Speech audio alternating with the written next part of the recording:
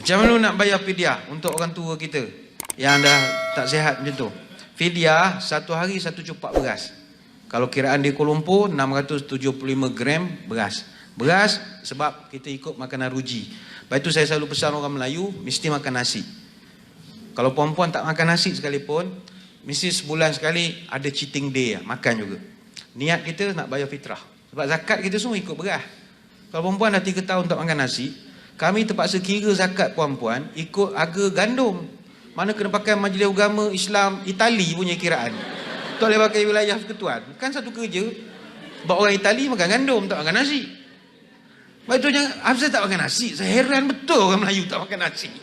Makannya lah. Heran betul tengok orang Melayu tak makan nasi. Dia sanggup makan mi. Padahal mi dengan nasi sama adik-beradik itu. Sama berat je. Cuma dia rasa tertipu sebab dia kurus-kurus begitu ya. Nasi lagi kecil-kecil. Dia ikut makanan ruji. Biasanya fidyah 1/4 dari dia kira macam 1/4 daripada zakat fitrah. Itu cara senang nak kira. Artinya kalau KL wilayah dia punya zakat fitrah RM7. Maknanya 1/4 darab bagi dengan darab RM7 lebih kurang dalam RM1.80. Satu hari lah. Itu kita bayar untuk ayah kita RM1.80 satu hari. So kalau 30 hari terus tak puasa macam mana? 30 darab RM1.80 lebih kurang dalam RM54. RM54 beli beras bagi orang susah. Selesai masalah. Untuk ayah atau mak kita yang dah muzur. Sama juga untuk orang sakit. Orang sakit sebenarnya tak wajib puasa. Tapi sebab dia semangat sangat nak puasa, yang itu menimbulkan macam-macam hukum hakam yang kita pening nak menjawab tu. Ustaz, saya ni bulan puasa IJN appointment. Saya dah minta setahun, tarikhnya kena bulan puasa. Jadi dia nak masuk ke mesin kamera endoskopik dalam tekak ni, masuk sampai ke perut. Macam mana gaya? Batal tak Ustaz? Susah dah nak jawab. Susah lah nak jawab. Kita patutnya pakcik ni kita consider orang sakit je. Oh, saya tak sakit, saya masuk kamera. Kan nyusah namanya. Bila dah kamera masuk, kan bila tarik kamera keluar, pakcik pun balik ke rumah, rampang, keceras ke mana ke. Dalam kereta tiba sendawa. Rasa tom yam pula lah. Bila kau makan tom yam? Ada jadi mikir. Agaknya wayar tadi tu, doktor tu subuh tadi makan tom yam. Tak basuh tangan agak. Oh, melekat dah tom yam lampu. Kan jadi pening. Sebab itu kalau sakit, tak payahlah puasa. Awak sakit gigi, pergi ke klinik. Doktor tu menebuk lubang tu, siap ada sedut air. Nak puasa lagi. Air sampai ke sini lah. Puasa. Kan menyusahkan orang nama itu. Tapi puasa kena garis bawahkan 3 perkara. Kalau sakitnya ringan, dan kalau dia tak berpuasa, tak menjejaskan, dia kena teruskan puasa. Apa sakit ringan-ringan? Yang kalau dia puasa pun tak jejas sakit dia tu. Contoh sakit lutut. Apa kena-mena lutut dengan tak puasa? Saya payah nak bangun, Ustaz, bila bangun sakit lutut. Oh, tu tak puasa tu. Tu tak puasa. Tak ada kena-mengena lalu lutut dengan puasa. Itu kena. Macam kami tangkap orang tak puasa, ada tangkap. Yang sekarang ni trend kebelakangan ni, yang tak puasa ni orang pencen ramai. Dulu budak-budak muda. Agak dulu yang budak muda tu sekarang dah pencen, jadi dia juga. Jadi mungkin orang yang sama agak agaknya lah. Dia juga hak tula. Tapi sekarang dah pencen dah, jadi AJK masjid apa insah lah dengan songkok semua kan. Dah tak puasa. Terajang kedai topiang, kopi tiang, tengok makan si lemak kedai Cina serupa. Dia tengok kita dah, Allah Ustaz. Mana haji tak puasa hari ni? Oh, apa tak puasa? Kencing manis, kencing manis. Tunjuk surat doktor. Saya kencing manis, doktor ayak kena makan ubat. Makan ubat, sebelum makan ubat kena makan dulu. Dia nak justifikasikan tindakan dia. Pakcik, kita faham kencing manis ada ubat, ada timing dia. Tapi pakcik punya makan ni bukan makan orang sakit ni. Dengan telur separuh masak ada, suit lemak ada, kopi 4, 3, 4, rokok sebungkus. Ini memang berjamu betul. Dia yang alas perut nak makan ubat tu, Allah, roti-roti beli roti kedai runcit tu je. Ini berjamu, itu kita marah. Atau ada setengah orang, Mau tak puasa? Saya gastrik. Saya ada surat doktor sign. Kita pun tengok surat. Memang betul. Gastrik ini, kita tak nak pergi ada orang gastrik. Tapi kebanyakannya yang sekarang ni, gas tu sikit je, terik tu yang banyak. Bukan kita nak marah orang sakit.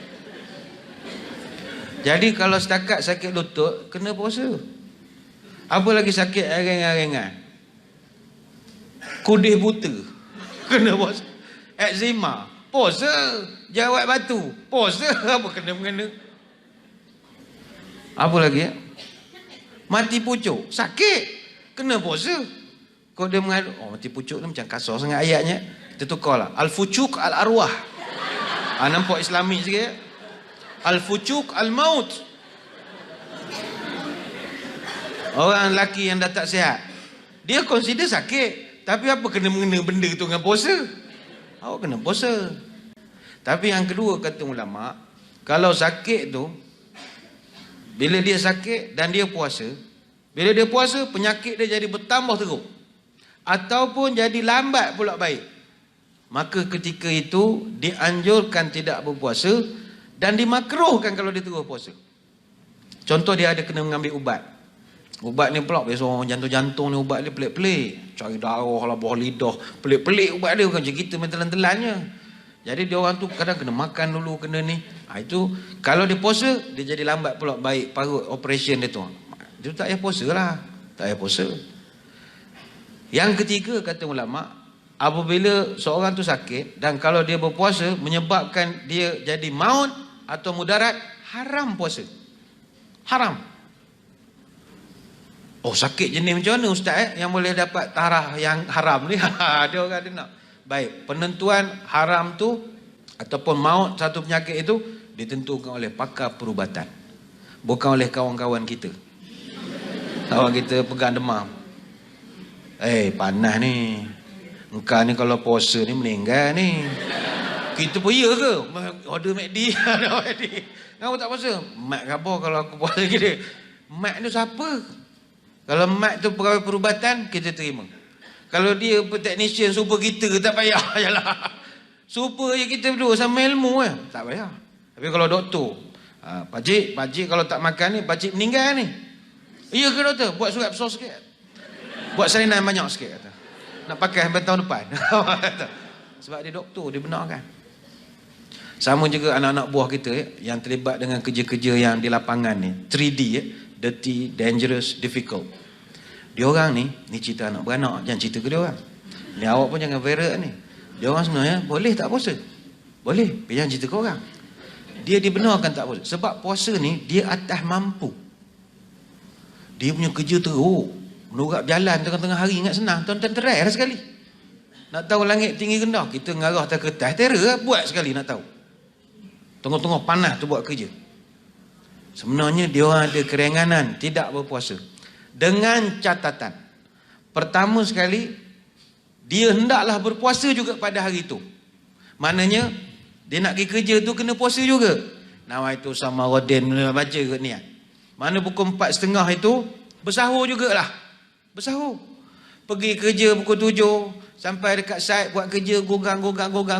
Masih berpuasa. Tiba sampai pukul 11-12 hari panas. Oh, dia kata dahaganya berpinah mata ni. Wah, bukalah, tak ada masalah. Jangan dia siap sarapan kat rumah macam biasa dia buatnya. Goreng nasi sikit yang nak pergi kerja ni. Kan Ramadan. Abang ada pengecualian. 3D 3D. Ya. Tak boleh awak breakfast siap-siap pukul 7, kokak seokok dulu keluar kerja. Tak boleh. Sama macam kita musafir. Tuan-tuan musafir ada keringanan tidak puasa. Tapi boleh sarapan dulu di rumah. Jom kita sarapan dulu ramai-ramai nak balik kampung. Kan jam ni kat arah highway ni, makanlah siap-siap. Tak boleh, puasa dulu. Dah tak rot dengan jam, kaki ni tak boleh lurus dah. Main tukar minyak, menjalan nak balik ke Kota Baru. Singgah jalan McD beli dah sekejap. Boleh. Yang kedua, dia tak boleh, dia kena jaga kehormatan bulan puasa. Kalau tadi anak-anak buah kita, dia dahaga sangat. Awak belilah air, cari tempat sorok, minum lah. Awak jangan mentang-mentang awak kerja tempat panas, tempat lalu-lalang kereta tu awak minum, pelah, gogak. Itu. Orang tanya, kau gila? Apa pula? Aku kan ada pengecualian. Kan aku tak mampu. Janganlah makan public. Sama macam perempuan. Kes biasa. Kata perempuan tak semayang, tak puasa. Mana boleh makan public? Tak puasa. Apa saya nak kena puasa macam orang lain juga? Menghormati. Mana walau perempuan tak puasa, tak semayang, perempuan tak dibenarkan pergi secret recipe, ngorder makan, popak makan pukul 1:30 kan. Tak boleh. Memanglah kami jawab agama tak tangkap. Perempuan, kita tahu tak boleh semayang. Tapi kenalah hormat bulan puasa. Habis macam mana Ustaz? Sorok-sorok lah. Beli bungkus ke. Kan musim-musim Ramadan ni, dia ada satu kumpulan. Dia panggil geng PH. PH ni bukan Perkataan Harapan. Dia tak. Geng plastik hitam. Belilah makanan. Tahu dalam plastik hitam. Supaya orang tak nampak. Jangan plastik sampah tu lain macam lah. Beli plastik yang tak jelas. Bawa datang pergi ngek. Orang lelaki dia tahu. Oh, tapi jangan makan kat meja. Tak boleh lah. Sorok-sorok. Menghormati. Di rumah pun sama. Jangan depan anak-anak. Keliru budak-budak. Dia suruh kita puasa. Dia kokak makan di dapur. Aku tak faham tu mak aku ni. Tengok mak kita zaman dulu. Kita tak perasan bila dia tak puasa. Dia tak tunjuk. Jadi perempuan kena sorok sikit lah. Nak sorok. Jangan Ustaz, anak saya suka betul masuk bilik. Kan makanan bilik kan sibuk suruh buka. Makan dalam lemari. Tutup pintu. Maggi cup. Best. Maggi cup. Marvelous. Yang penting kena menghormati. Kemudian beritahu anak buah kena ganti. Jangan tak ganti pula. Boleh tak pakai kaedah orang tua tu? Tak boleh. Orang tua tu special case. Sebab dia dah nyanyuk. Awak ni sihat. Cuma awak kerja bulan puasa. Jadi awak kena ganti. Kemudian pesan juga ke anak buah. Kalau boleh awak ni simpan duit daripada awal lagi simpan siap-siap. Apa kena-mena tak puasa ke simpan duit? Beginilah. Sebab awak ni kerja awak 3D. Kerja di luar memang penat. Jadi awak simpan duit. Masuk Ramadan tahun depan, awak jumpa sama tokek, minta cuti 1 bulan. Tak ada gaji pun tak apa. Sebab duit sudah simpan mah. Jadi lu boleh puasa hari-hari lah. Kasih minta cuti kerja mah. Duit sudah ada, simpan lah. Jangan berhenti kerja. Simpan duit siap-siap. Untuk kita nak meraihkan bulan Ramadan Al-Mubarak.